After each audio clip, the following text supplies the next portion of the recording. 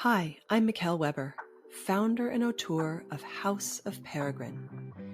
Expat, immigrant, pioneer, none of these were a fit, but Peregrine describes what we are all about perfectly. Those that craft their life story with intention. I've spent the last 6 years in awe of the life-changing connections and stories I have experienced while living abroad, and believe it is time for this adventure to be recognized, celebrated, and elevated to the life stage that it is.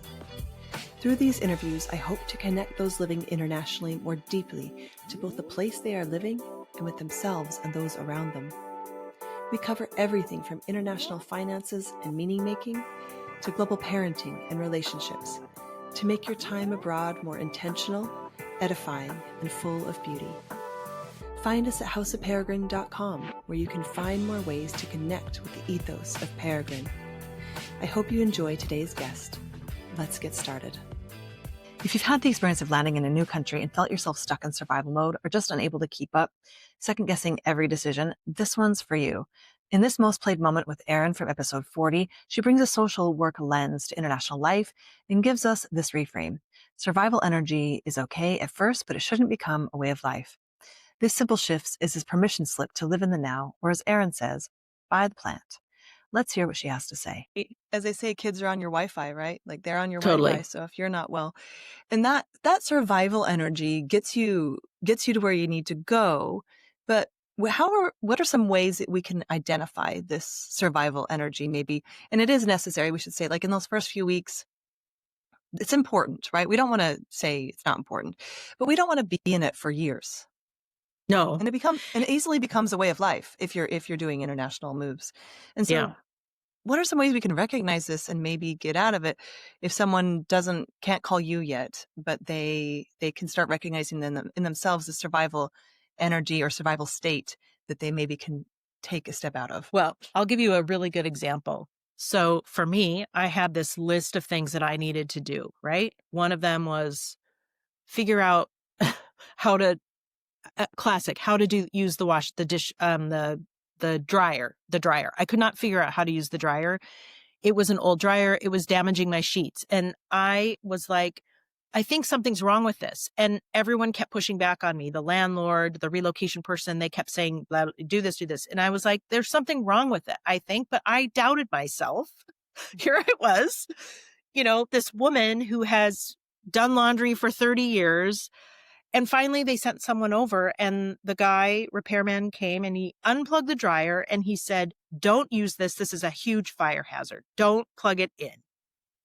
And at that moment, I was like, everything is so new to me that I'm doubting myself in everything. So to answer your question, I think we all have to just allow ourselves space every single day to just get outside, go for a walk, do a meditation, just because all of these little things that you're used to doing just keep adding up. And that's survival mode, right? You're just going from one thing to the next. All these little things that you are used to being part of your life, they're just routine, are new and they're challenges. And those things just keep piling up. So when that happened, I thought, okay, I have to figure out how I can every day get out and just take care of myself. We call it self-care. Take care of myself so that I'm in a better space to manage these things. And also looking at my list, I don't have energy today to do 10 things. I have energy today to do 2 things. Figure out. But back when you were in a country you knew the language, perhaps, or where you're from, you could do 10. Your new reality is 2. Exactly. 2 takes the same as 10. This is not a personal failing. You are doing a lot. And so that shift is really important. Yes. And I am allergic to the word self-care, I have to say, because when I had little kids, everyone would just say, you just need self-care. I'm like, no, I need community. I need a village. That's what I need. I don't need self-care. But that also is taking care of yourself. That is taking care of yourself. You're meeting your needs that way. So whatever you want to call it, I hear you around self-care, but no, I use it all you can. But what I think you're saying is you're saying self-care is also community. Self-care is also caring for your family. Self-care is also contributing to the betterment of the international community. So your caring for yourself is not optional. It is not optional, because if you are not your best self, you are not going to be able to then help your family, be in your family, participate, feel happy, whatever it is, manage your day-to-day life, go to work, all of those things. Yeah. And as true as it is when you're in, your home country or where you're from or where you speak the language, whatever you want to call it, it's doubly important here because this is not going to end. This is your new reality. Yeah. Things will get easier. You'll learn the language, but then there's new things. Yeah. And so I Yes. think making this a practice and budgeting your time differently is a super important paradigm shift. I think that if people got to that earlier, these big crashes might be less Yes. common. And we've all had them, right? Big and small, even if it's a Yeah. day or a week where you're like, why is this so hard? Yeah. Yeah. My partner and I still have them. Today we had Totally. why is it so hard? And it's like, oh, right. We're doing a lot. Yes, we are doing a lot. Yeah. And so I think that paradigm shift early on of this is not a luxury.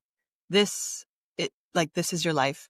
This is harder. And also a lot of other great things, but really taking credit for the things you're doing in a way I think is really important, and making sure that the paradigm shifts and you're still not thinking you need to tackle those 10 things on the list, or that you can even.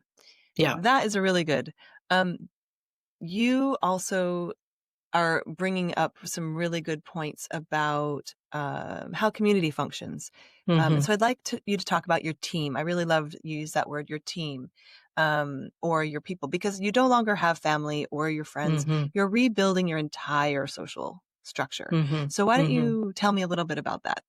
I love how you're bringing the social work aspect and the mental health and the international together so we can look at it all at the same time. And so what does that look like for people? What's the strategy? Well, so the first thing I would like to say is everybody has a different way of, everyone has a different comfort level of putting themselves out there.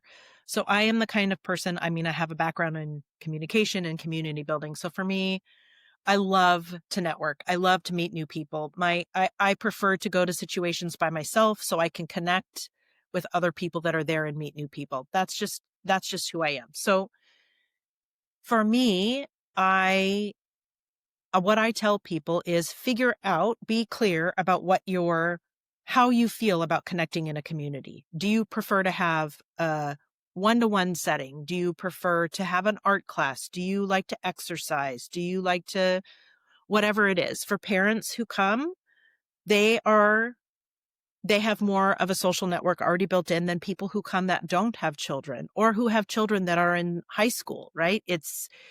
There's just different levels drop-off is a way to feel surrounded by people. Yes. So for people who have kids, use that time. This is what I tell everybody. When you go out somewhere, put down your phone, be available, look around, be available to talk to people. I think that sometimes it's really hard for folks that have moved here and aren't sure, because we hear this a lot, how long they're going to be staying here. They often don't want to connect, or maybe haven't even consciously thought that, but don't connect because they're unsure if they're going to be staying. They don't feel, it's hard to connect when you're not sure. I might be leaving.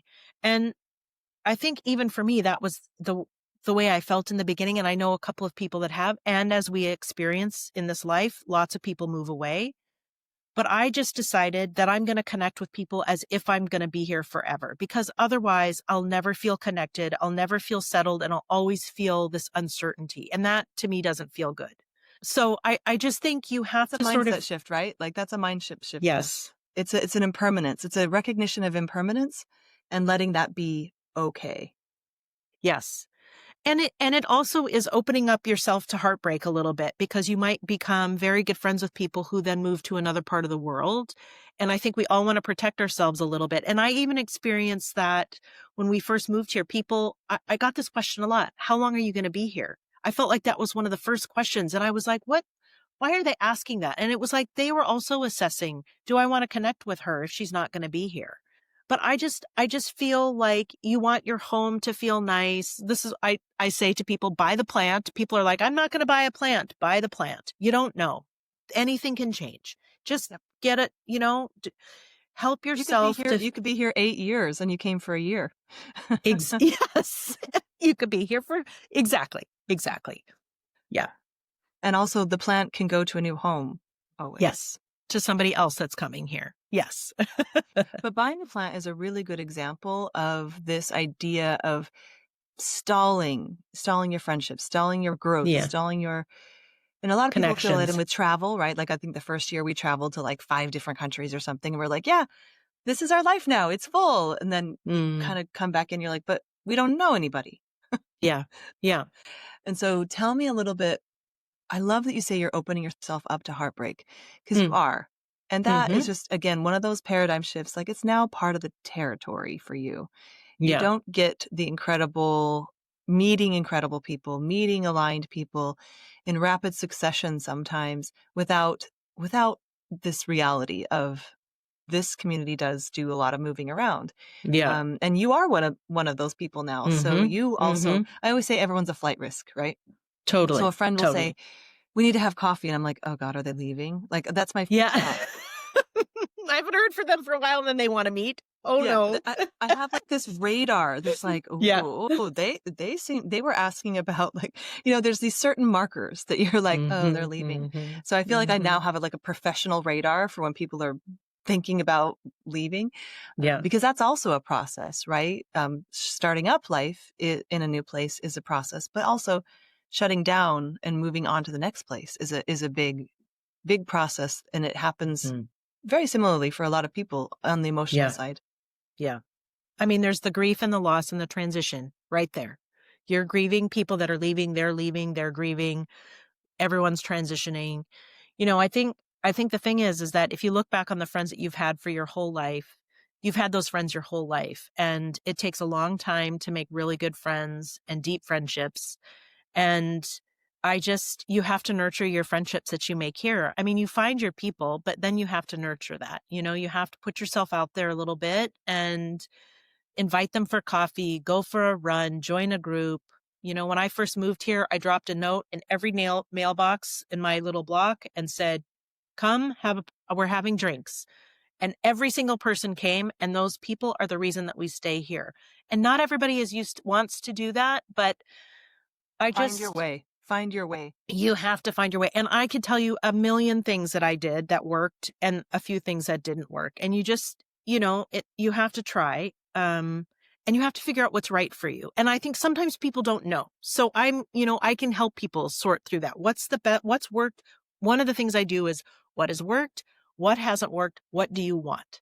Yeah, that's amazing. And we're doing that. You're an extrovert, and obviously, totally. Yeah.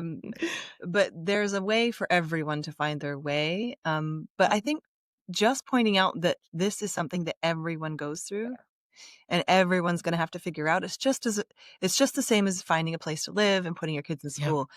Finding your people is should be on your list of, finding your people. And I think the more countries you do, I've talked to people who have, 10 countries they've moved to, or yikes.